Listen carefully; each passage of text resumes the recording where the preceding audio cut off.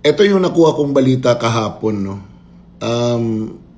There are stories na magtatangka ang administrasyon ni Marcos na pasukin ang central office ng Iglesia ni Cristo dyan sa Commonwealth. At ang senaryo na gagamitin nila, allegedly, nandyan si Bato de la Rosa nagtatago. And that magkakaroon ng mga testigo na magsasabi na nakita nila, etc., etc. Alam niyo naman, sa gobyerno, there is always that presumption of regularity. Pag kumilos ang gobyerno, you will not ask questions now. You will ask the questions later. Diba? Kasi there is always a presumption na yung ginagawa nila ay legal. Diba? Ang purpose ng paggawa ng ganyan is that, alam nyo, init na rin tong mga congressman.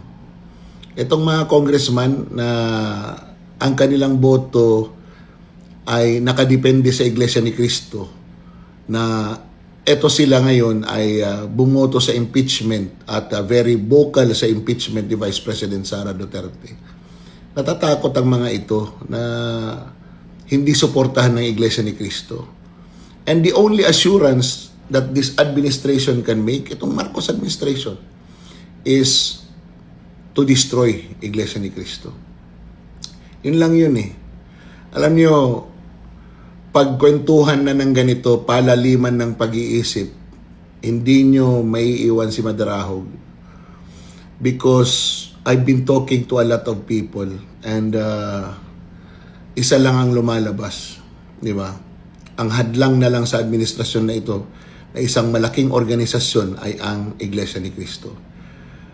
Nasira na nila yung GIL, nasira na nila yung QOJC. Mula na magsimula, ang El Shaddai ay sa kanila. Ang Roman Catholic Church, through the Liberal Party, nasa kanila na rin. And ang pinaka malaking hadlang na lang is the Iglesia ni Cristo. And Iglesia ni Cristo continues to be the critic of this administration.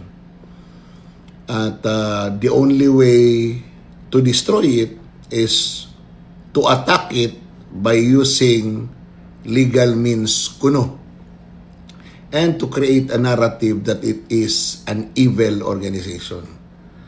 Alam niyo na, di ba? Maglalabasan yung mga kwento-kwento na naman na kung ano-ano galing sa mga vloggers ni Marcos.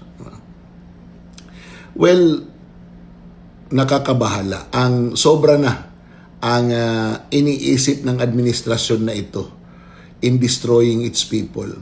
Hindi lang sa economics, hindi lang sa governance, hindi lang sa corruption, kung hindi pati yung paniniwala ng tao. Pakikialaman na nila.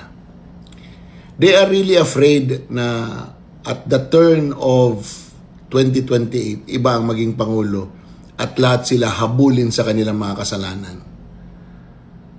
Sila ang nasa poder ngayon. They will do everything to extend their power by whatever means necessary. Alam niyo, maraming beses na pala nag-attempt ang administrasyon na ito na i-bait genuinely ang taong bayan at ang mga leader ng oposisyon na mag-create ng chaos para makapag-deklara ito ng martial law. Pero hindi nangyayari. These are stories. Siyempre, wala naman aamin. Wala naman magsasalita na talagang ganito ang pag-iisip ng administrasyon na ito. But if you look at it, wala pa silang sinabi na gagawin nila, na nagawa nila. They have been saying na hindi sila magko-cooperate sa ICC and they cooperated.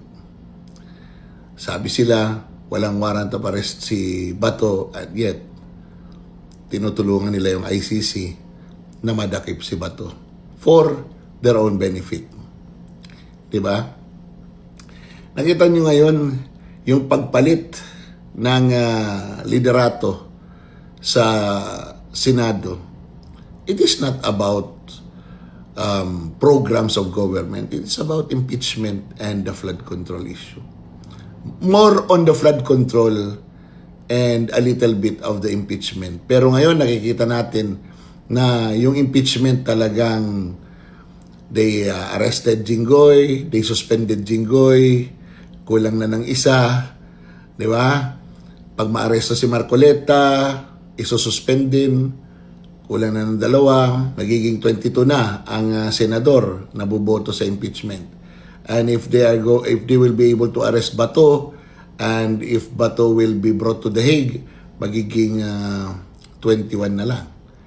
And the numbers will drop and the probability of conviction will go high. So, etong vlog na to is a boring and long lecture.